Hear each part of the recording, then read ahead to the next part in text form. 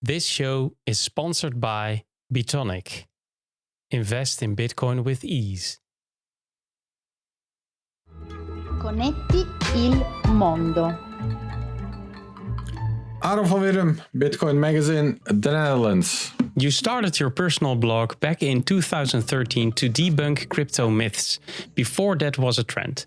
Do you miss the freedom of just hitting publish without editorial approvals or Twitter backlash? No. Turning years of research into the Genesis book must have been a monumental task. Was it harder to write a book than any of the thousands of articles you've published? Was it harder to write the book? Yeah? Yes. With narratives shifting from magic internet money to digital gold, has Bitcoin lost a bit of its rebellious edge? Yes. You're a strong advocate of free and open source software, FOSS. But have you ever been tempted by the ease or polish of a closed source app? Have I ever... Repeat that. Have you ever been tempted by the ease or polish of a closed source all the app? time. Yes. Your writing avoids tribalism and focuses on facts, even as the ecosystem becomes more polarized. Has staying neutral ever made you feel like a rare species in crypto media? No. Bitcoin sits at the intersection of software and sovereignty. In your view, has it already become more of a political movement than a technical project? Yes. Did you buy something with Bitcoin last week? No comment. You're heading to Bitcoin 2022 in Vegas, where the real question is, will you be stacking sats on stage or stacking chips at the poker table while pretending to prepare your keynote? Yes. Your superpower is making the most complex parts of Bitcoin easy to understand. Even worry you've explained things so clearly that someone out there actually thinks that they understand consensus and now wants to fix it? Do I think so? What? Did you ever worry? As well. Did you ever worry you've explained things so clearly that someone out there actually thinks they understand consensus and now wants to fix it? No. No. Are you Satoshi Nakamoto? No.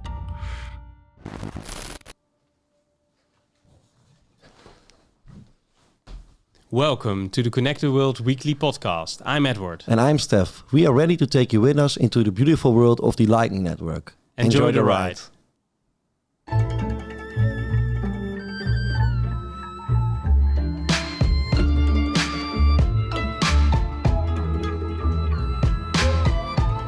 This is episode 139 of Connect the World, and this show is made possible by our friends from Bitonic and BRINGIN. Thank you guys for helping us with our mission to connect the world with Bitcoin through the Lightning Network. And if you also want to help out, and of course you do, then follow us on X or on Nostrdam, subscribe at our YouTube channel, or if you have any questions at all, then head over to our Telegram group where you can ask us anything.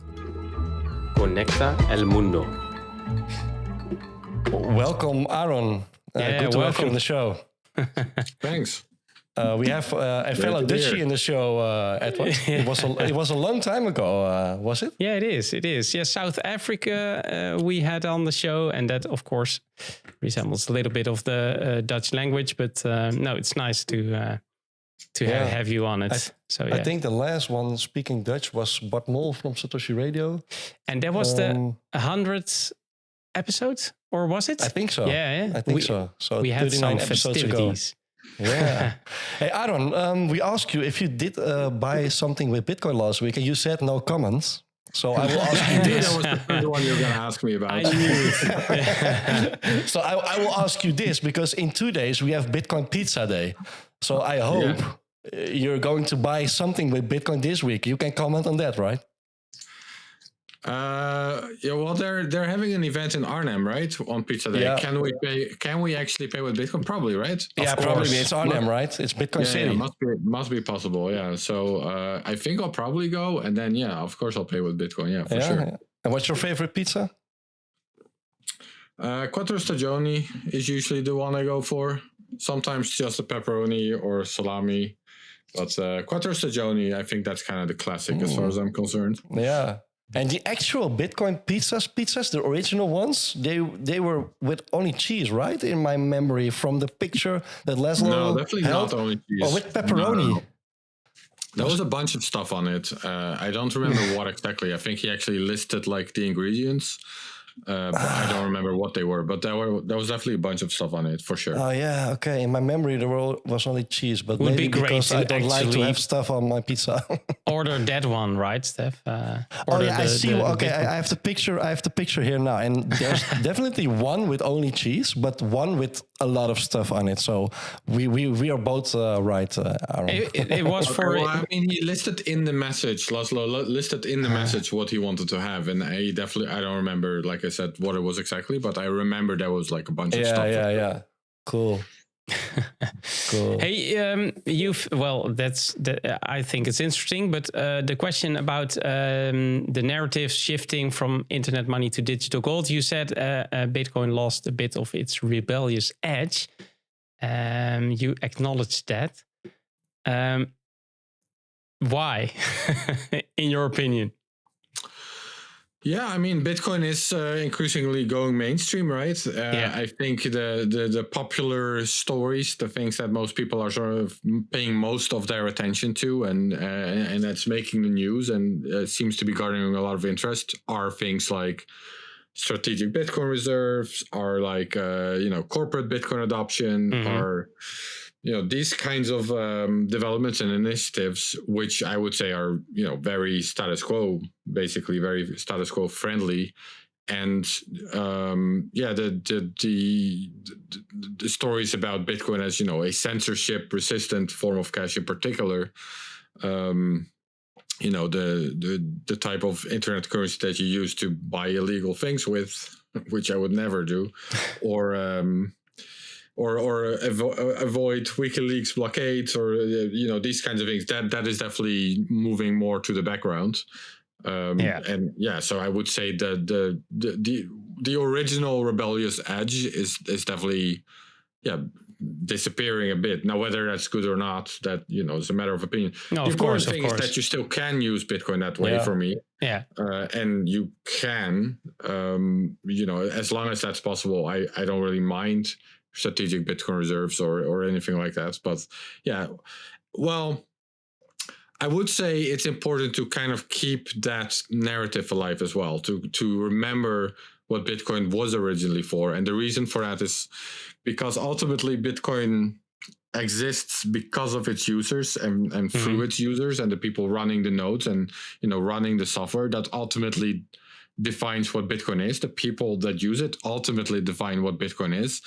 And, seen through that perspective, I do think it's actually important that people, at least know about, where Bitcoin came from, and that it is, and that it was originally meant to be this digital cash that you can use in a censorship-resistant fashion to sometimes make payments that authorities may not like. That is, I think, part of Bitcoin's DNA. And if people really, if that narrative really gets lost, then I think it's a real possibility that the practical use case of that also gets lost eventually. And I think, we just talked about Pizza Day. These things keeping celebrating those things lets people talk about it also to new Bitcoiners. So it keeps it alive. I think in the end, the real hardcore Bitcoiners from the beginning, telling the story, celebrating this. And you wrote, of course, the book that helps keeping it alive and keep new people in the space also, let them think about it and understand that it's still, for me, it still is magic internet money. But we're biased, right? I've bought something with Bitcoin yesterday. But I need to confess the one before that was, I think, 4 weeks ago or something. So but I mean, we're living in Holland, right? So we're not, I mean, we're having a great system already here with Apple Pay and all that kind of stuff. So it's more of a hassle for me to pay something with Bitcoin because I bought fish online. A great ale, by the way, with Deelfish in Deelfish, Akersloot. that's a great place. Palingstore.nl. I'm making some advertisement for them now. No, but and I needed to email them for a Lightning invoice because they only accepted on-chain Bitcoin, and I was like, well, I want to pay with my. I want to pay there with. But you did it online. So you get like an on-chain address. But and in the email they state that if you want to have a Lightning invoice, if you prefer Lightning invoice, you need to send a text message or an email to get a Lightning invoice. So I did that obviously because I wanted to pay with my own node because that's the way I like to pay with Bitcoin. So, they are actually delivering the fish tonight. So maybe when I'm recording, so you're this keeping podcast. the magic alive. I pay with Bitcoin fairly regularly. I would say really? Probably at least a couple of times per month. Okay, cool. Just for stuff here and there. Even better, I get paid in Bitcoin as well. That's the best. I mean, But I think that also helps, right? Because it's already in your system. I mean, that's I think it's different. Sure, I pay friends. Like if I owe them money, then I will pay with Bitcoin pretty regularly. That's a very good point.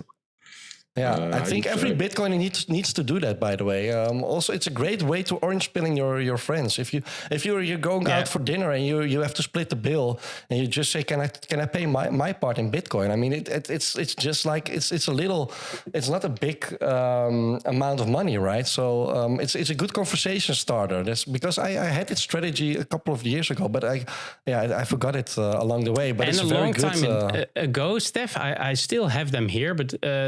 Bitonic had those credit card like cards with a Bitcoin on-chain address there, and Lightning wasn't a thing back then, but still then it was fun to just put something on it because it hand them out. Yeah, and of course the Bitcoin wasn't that. The same value as now, so it wasn't obviously kind of thing. That was fun. Before we continue to the 21 minutes, Aaron, I was curious because I know you're a poker player. And you're heading to Las Vegas. We also had a question about it. Are you also going to? Because I saw that Bitcoin Magazine also organizes a poker event, or it was a satellite event. It was a Bitcoin poker event organized in Vegas. Obviously, are you going to attend that? Are you going to play or? Yeah, I don't know. I didn't even know about that until a couple days ago. So I would have to look into that. But I think it might just overlap with me doing other things there. But I am playing the Unconfiscatable poker tournament, which is Tone Vase is organizing that. Cool. And then also when the conference... So the first days of the conference actually coincide with the start of the World Series of Poker, which is like cool, a month and a half of poker tournaments in Las Vegas. Yeah. I even have poker chips on my hand, by the way. Great. I always have them here. I'm always sort of shoveling my chips when I'm at work. Or That's cool.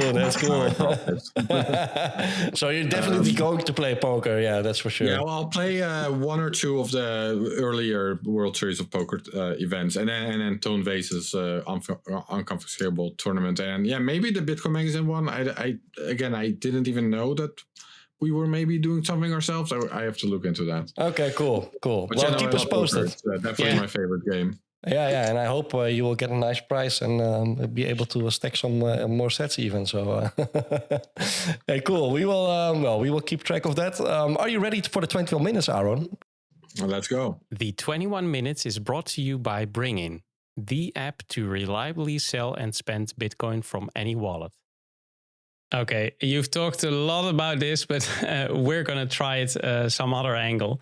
We want to start with the Genesis book, then we can skip it later.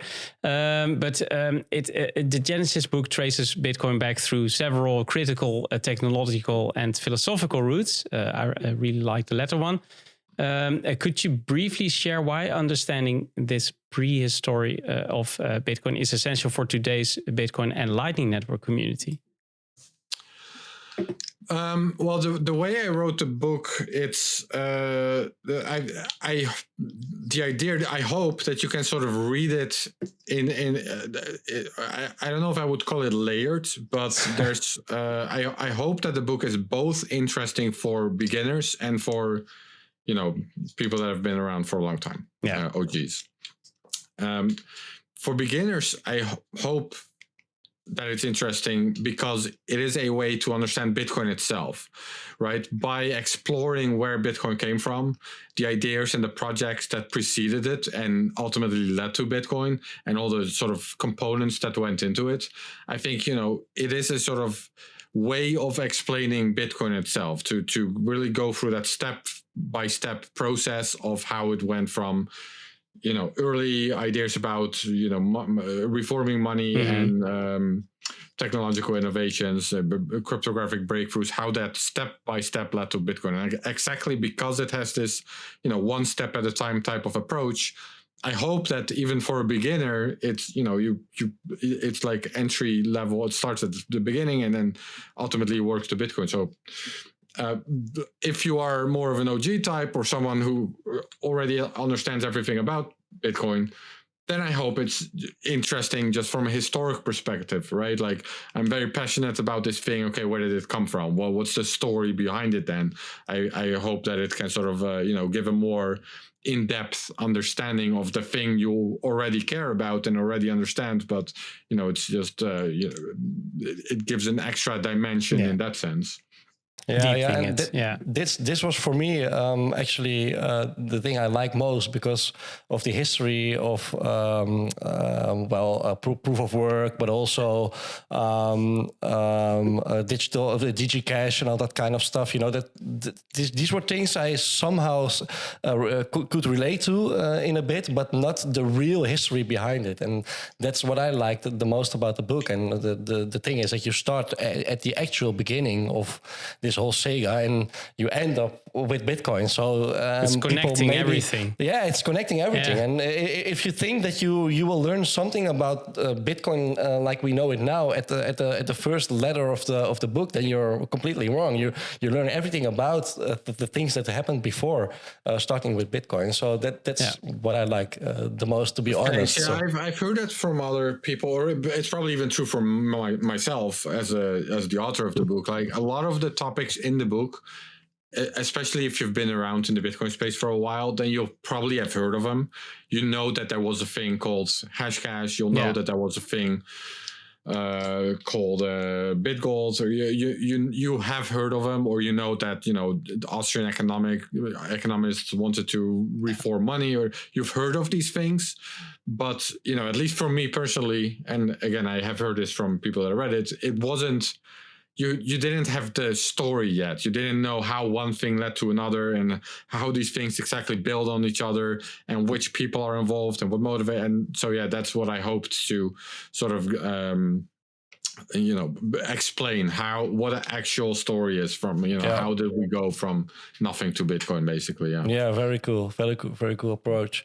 Hey, we listened to a couple of earlier interviews you gave, and in your conversation with Saifedean Ammous, you highlighted Hayek's evolution of thought from skepticism about a neutral limited supply currency in the 1930s towards advocating a complete separation of money and state in the 1970s. How do you see Bitcoin and Lightning embodying or deviating from Hayek's vision today? Yeah, well, that's a complicated question because you said Hayek was skeptical early on or I don't remember what you said exactly, but I will just repeat what I wrote in the book at least. So early in his career, neutral money is the term you used, and that's right. Yeah. So early in his career, Hayek described what a neutral money would look like, and so what attributes would a neutral money have? A neutral money meaning something that would allow the economy, the free market, to self-organize without suffering from, money manipulation, basically. And what he wrote was a form of money with a limited supply that could be used globally, internationally, without any regard for borders or nations. So he described that as, as like that's what a neutral money would look like, but he did not himself believe that was possible, or at least he did not know why, how, because he figured some institution must be able to sort of manage this money, because it doesn't exist. So you need to have an institution that will regulate this. But you can't do that, because ultimately an institution like that has to be based in some country, and that country can then start to manipulate the money, flip the switches, change the rules. For example, in an extreme scenario like a war, like then they will, then the pressure to change the money supply will be big enough that they'll still do it. So, and other countries would know that, other nations would know that, so they wouldn't trust that country with that institution either. So that's why he thought that was impossible. Then there's like a fast forward. Let's make a fast forward to like the 70s, where he advocated that actually even better is to just leave money to the market. Just let the market figure it out. We don't need any sort of government imposed institution or anything like that. Just let the free market figure it out. And then if the free market can figure it out, the best form of money will survive, will be adopted. Now here it gets a little bit complicated, and this is also part of the discussion with Seyfried on his podcast, is where what Hayek at this point predicted that what he predicted would win, the form of money that would win, was actually not what he earlier in his career described as neutral money. To be clear, if neutral money would have won, he would not have any issue with that. He at this point he technically had no opinion. He just leave it to the free market, and that means neutral money can win. However, he expected at this point in his career that what would probably win is a money that would be stable, where the stability would be determined by the free market still. So the free market would say, okay, this is the most stable money, so that's what we'll use. But that was not necessarily, or he probably not going to be a fixed supply money. Now, maybe the free market would actually figure out that it is the fixed supply money that would win, but that's not what he predicted at this point. Why he changed his mind over the years, or insofar he changed his mind, that's a little bit unclear to me. For me, it's more, there's sort of two ideas that are very relevant to Bitcoin, but they were not in the same Hayek era. But they're still, still interesting that he had these two very relevant ideas to Bitcoin. Yeah. And then there's the third very relevant idea to Bitcoin, which was, he said, okay, actually, I don't think we can have a free market money because the government has too much of a interest in controlling the money. So they won't allow a free market like that. The only way it can actually happen is by creating a money that the government can't stop at all. So create a form of money that cannot be banned even if governments would want to. So that's the third relevant idea. Third idea that's very relevant for Bitcoin. And then also woven through the book, that I would say that's even the main one, which I have not discussed on many podcasts actually.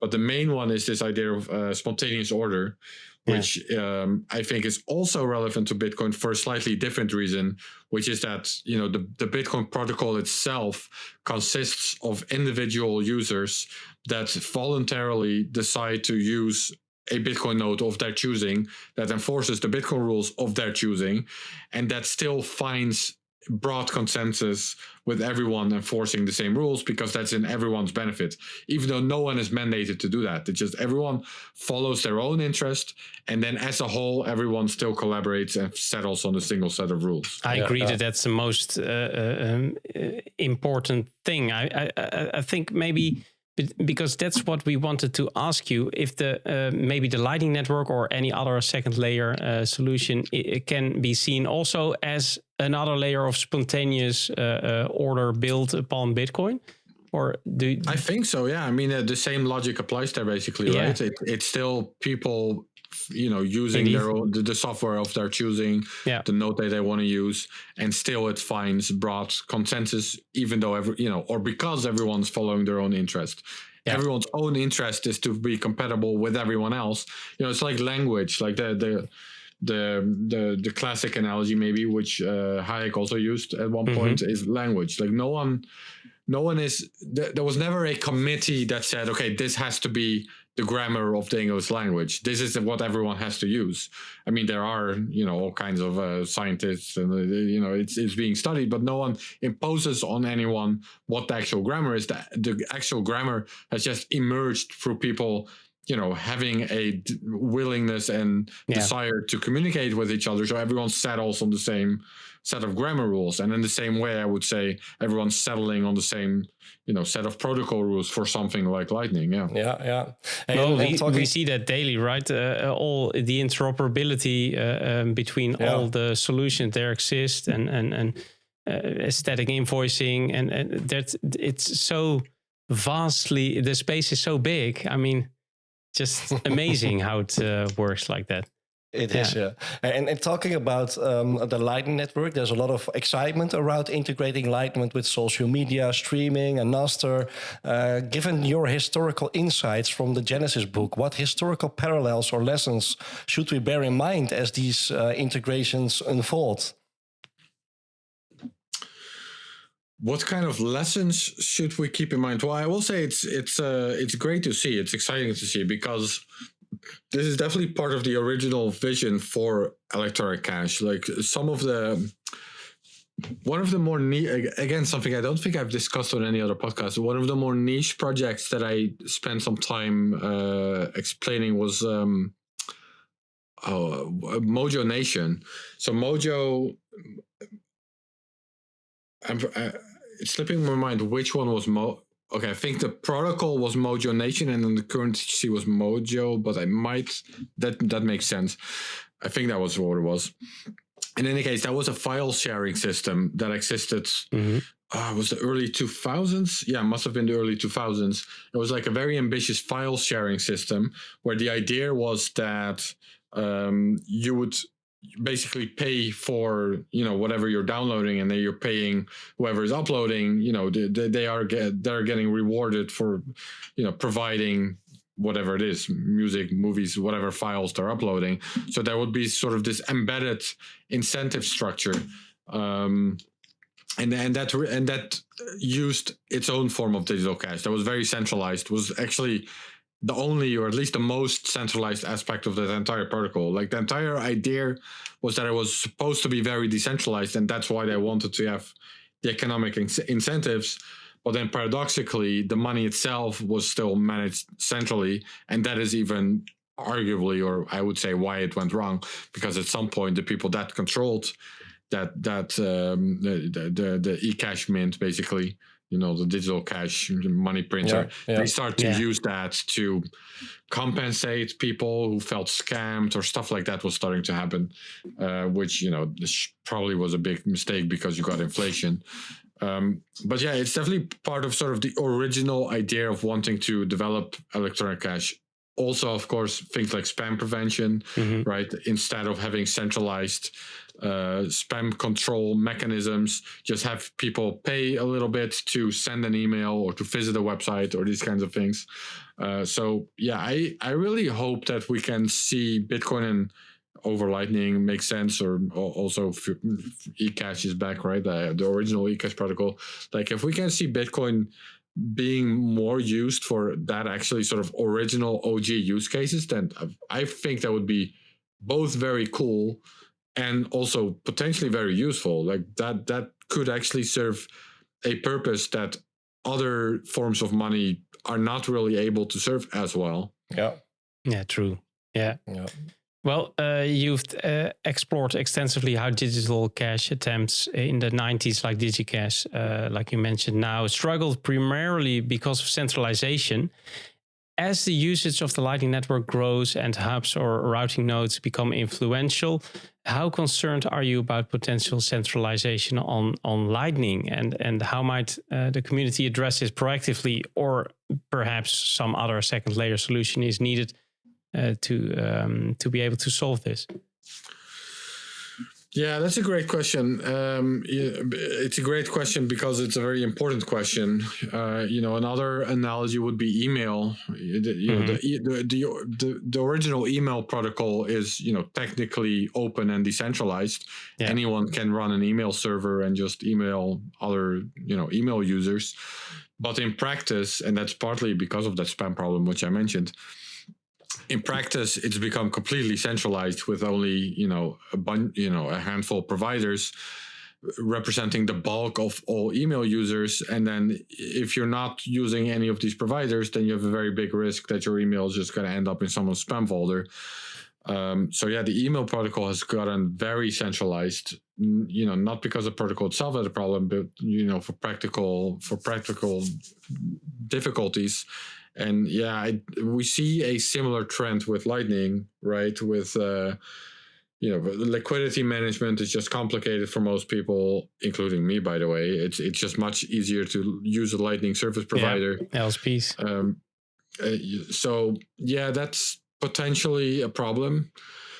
I will say I kind of see the future of Lightning I actually don't see it necessarily as a peer-to-peer electronic cash solution so much. I more foresee Lightning as the intermediary layer for third layers or other second layers, as sort of the connecting tissue between, eCash systems, eCash mints, and Arc, and whatever other, payment protocols are being invented. That's probably how I would suspect it's going to develop over time. For a big part, for the problems, the usability problems that I mentioned, while it is very good as this connecting tissue. So then it's not as much of a concern, maybe. But I will be, just so you guys know, I follow Lightning and I find it interesting. But over the years, it's definitely been, it's definitely evolved into its own ecosystem. I'm still kind of stuck with Bitcoin on chain, which is what that's still my main interest more than Lightning. So it's one of these things that I keep an eye on, but I wouldn't consider myself, I'm not daily following Lightning development mailing list or anything like that. Okay, cool. Well, one final question about Lightning then. You've talked previously about how Bitcoin's incentive mechanisms, particularly difficulty adjustments, differentiate it fundamentally from earlier digital currencies. Do you see similarly fundamental economic mechanisms within the Lightning network that are essential for its success? Or is Lightning's success more reliant on social adoption than economic design? That is a good question. I don't know how to answer that right now, but I can think out loud. Well, you touched a bit on it already, I think, with the consumer using an LSP or doing it his own way. I mean, there you touched it already, I think. Yeah, but there's no use repeating that answer, I think. No, that's correct. That's reuse the same answer.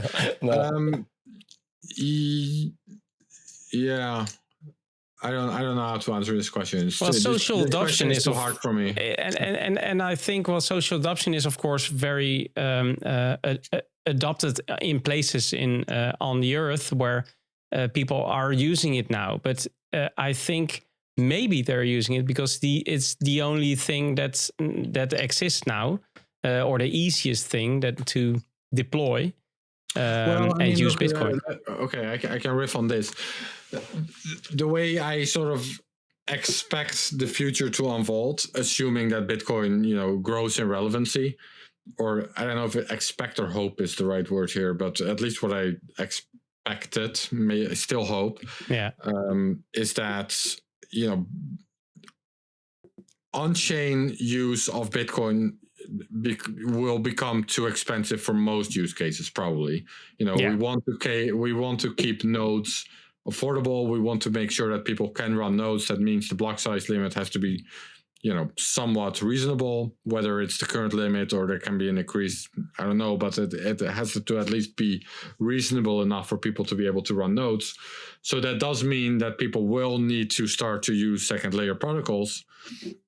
And Lightning is in many ways an almost perfect layer 2 protocol, like based on the trust assumptions and the trade-offs you have to make. It's great. However, you still need to make some amount of on-chain transactions as well.